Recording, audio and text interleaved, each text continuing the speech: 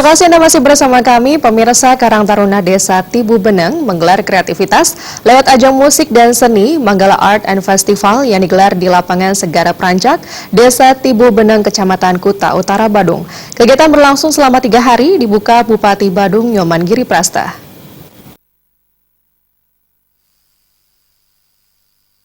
Ketua Panitia Putu Yoga Bawantara mengatakan, festival ini bertujuan mempromosikan produk masyarakat serta memberdayakan potensi desa. Manggala Art and Festival yang digelar selama 3 hari yaitu pada 6 hingga 8 April 2018. Kegiatan ini murni lahir dari ide anak-anak muda di Desa Tibu Beneng yang sudah melakukan persiapan sejak 5 bulan. Kegiatan juga sebagai ajang untuk menumbuhkan semangat kreativitas pemuda. Konsepnya lebih menekankan, memajukan, dan memperkenalkan nama Desa Tibu Beneng.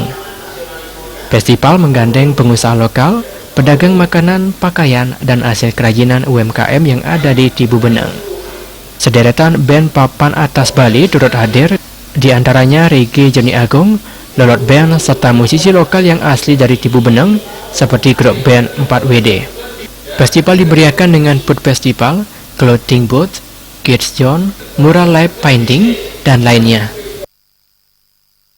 Bupati Badung Nyoman Giriprasta mengatakan festival ini memberikan ruang belajar, bekerja, berorganisasi, dan berkomunikasi bagi pemuda di Desa Tibu Beneng.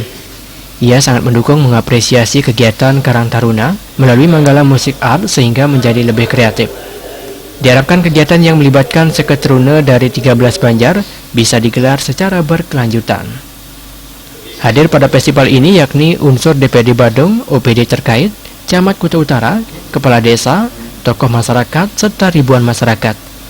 Pada hari pertama, Manggala Art and Festival dibuka penampilan Diana Prasta, Fire Dance, Rai Penny, serta Celekontong Mas.